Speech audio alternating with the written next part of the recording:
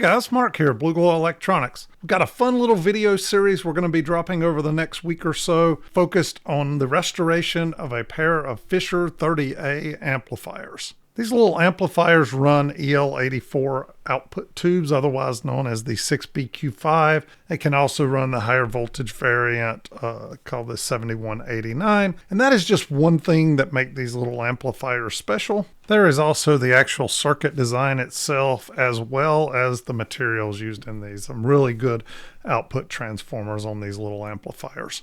So I'm trying a new little format here on the channel where we break up a video into multiple parts, drop it over the course of a week or two, let you guys digest them a little easier. But as you can see here, this is going to be a 4-part series. Part 1 today is going to be about the history of these Fisher 30A amplifiers. Part 2 will be a schematic deep dive. Look, I'm not all about just showing you how I restored something or what it looks like once it is restored. I want to dive deep with you guys into the actual schematic itself and really help you understand these things from beginning to end, how they function and what makes them special. Part 3 will actually show you the restoration, the components we swap out and why. And then part 4 will be a short little video, just let you guys listen to these things play in the listening room here. So let's dive on in. So these little Fisher 30A amplifiers, summed up in a historical nutshell, are really all about Fisher's journey from mono to stereo. So back in 1945, Avery Fisher started the Fisher Radio Corporation in New York City. During the 40s, 50s, 60s, they sold thousands, tens of thousands of units across the globe and were known as kind of the Rolls-Royce of the commercial audio industry at that point in time. By the mid to late 50s, Fisher had several models of mono consoles on the market, and the 30A amplifier was introduced in 1959 inside of, and you can see here highlighted in these little pink circles, what they called their 560 companion speaker amplifier unit. In both 1959 and 1960, Fisher was selling a new model of console, still a mono console, called the Consolette. And you can see the picture here on to the left of the bottom pink circle and to the right of the top pink circle. They were a mono unit, but inside of them had a stereo preamp. And so even though the Consolette unit only had one speaker and one amplifier in it, you could actually come out of that unit and plug over into this speaker companion unit, which now housed a 30A amplifier, and you could achieve stereo out of this. So this gave flexibility. If somebody was still wanting to buy mono, they could buy the standalone Consolette unit. If they wanted stereo, they would add the companion unit that came with the 30A in it. This was done in 1959 and 1960. By 1961, Fisher had kind of abandoned this mono path. They had shifted over to console units that had 2 speakers in them and that were stereo, and they had shifted to a single stereo amplifier chassis like the SA16.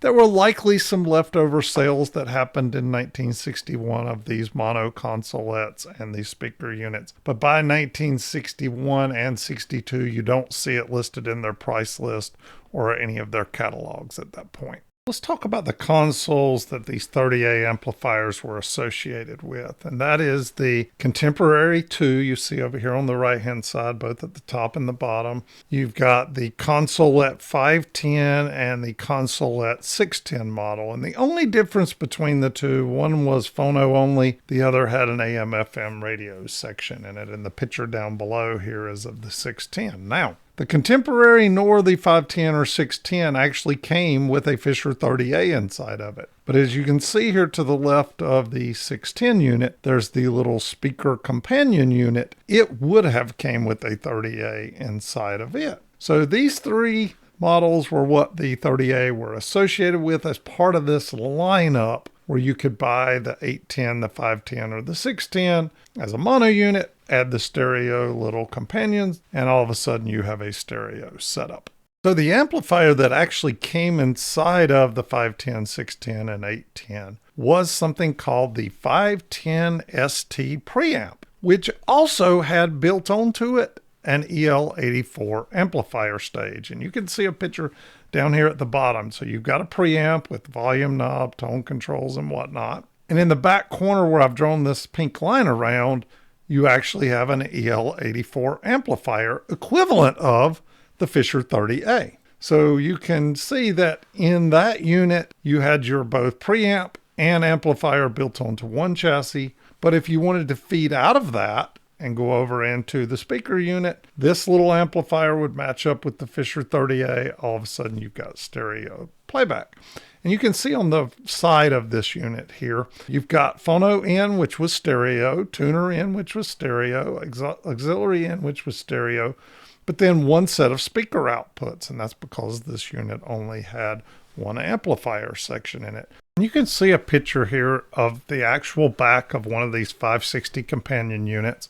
Mounted in it is a 30A amplifier, and you can see the front picture here of the little companion unit, and you can see the sticker on the back of it here that shows the tube layout of the Fisher 30A. And what we've got here, and I can't tell from the back if it's a 510 or a 610 consolette unit, but you can see the 510 ST preamp with the built-in amplifier section mounted into the back of it. And as you can see over here on the right-hand picture, one, you can see your pair of EL84 output tubes there. You can see the output transformer.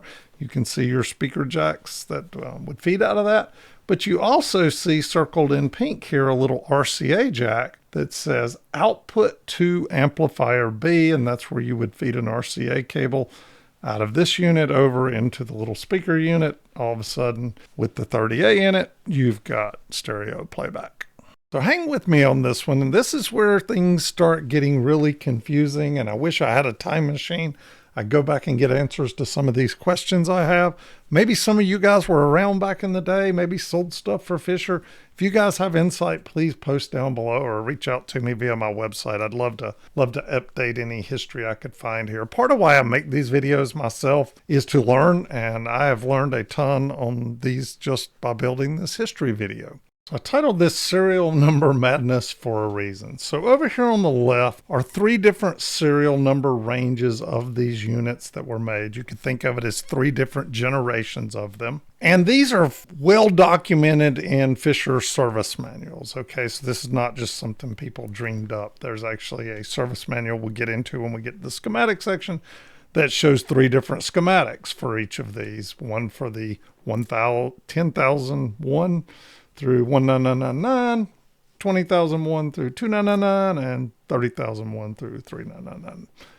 The differences between them, 10,001 series only had a 2.5 ohm tap on the output transformer. So it had a different output transformer from the 20,001 and from the 30,001 series. And that's because the speaker that came inside of that original little consolette speaker expansion unit had a single speaker in it that was probably 2.5 ohms. So that's what they were using.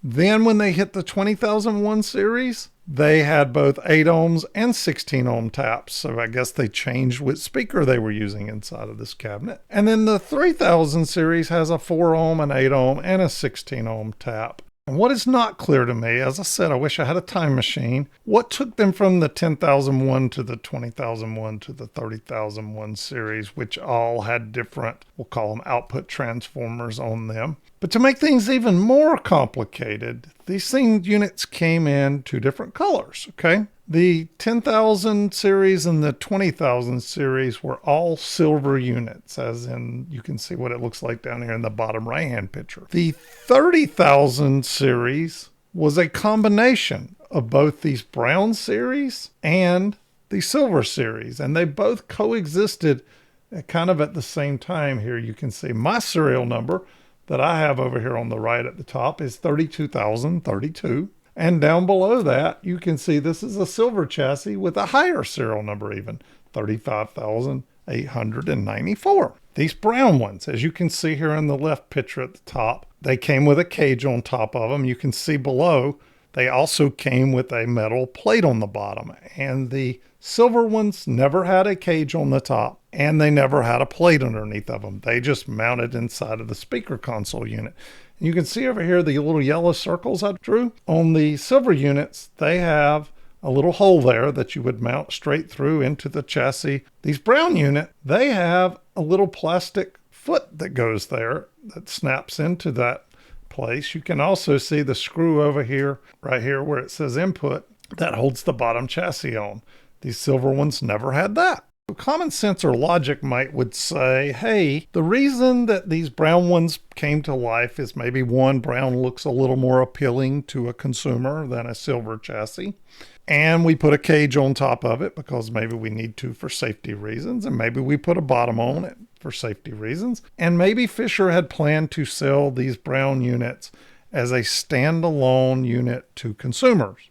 However, there's no proof of that anywhere in the sales materials or the pricing sheets for 1959 or 1960. So a little bit of a mystery here on why they made these brown ones, and were the brown ones ever intended for an audience outside of being used inside of a console unit. Okay, to stack insanity on top of madness with the serial numbers, my second Fisher unit, as you see down here in the very middle picture on the bottom, has a serial number of 311,506. Now, I think that might be 31,150, and the 6J is some nomenclature I'm not clear on, but it does throw another wrinkle into the mystery here. So I'm not sure the exact date the brown units came into the mix, and what I do know is they did coexist both with the silver units in both time and in serial number in this 30,001 series. And I know this from this artifact here. This is a Sam's Photo Fact showing a picture of the 30A with the cage on it in the brown color. And the date of this photo fact was from October 1959.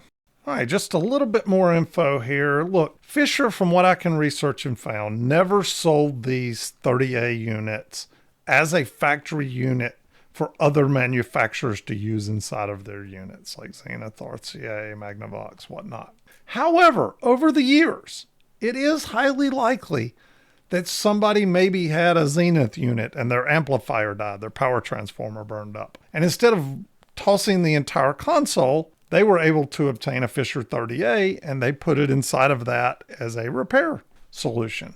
Or maybe somebody had a Magnavox unit and had heard, the Fisher 30A amp is a really high quality amp due to their reputation, and maybe I want to swap out the amp inside of my unit with a Fisher unit. So starts to make me wonder, did Fisher sell these as service units? And since they were selling them as a standalone unit, did they put a cage on top of it and a bottom on it? I'm not exactly sure. Look, I know this because I've probably dug out amplifiers from 50 or more console units back in the 80s and 90s. Back then, I didn't think these console units would have any value. Nobody really wanted these big things. And the amplifiers were cool and people were using them for a little stereo setup. So hindsight's 2020. But I once found a Motorola, inside of a Motorola console, a Fisher SA16 amplifier that someone had swapped out. Likely, like we mentioned, either due to a failed unit or someone saw that as an upgrade path. So guys, I've got questions around these brown units. If you guys have any answers or clarity, it'd be great to post it down below. That's what this whole channel's about, is us learning and being on this journey of learning together. So hope you guys learned something today. Our next video will be the deep dive into the schematic, and we'll see you in it very soon.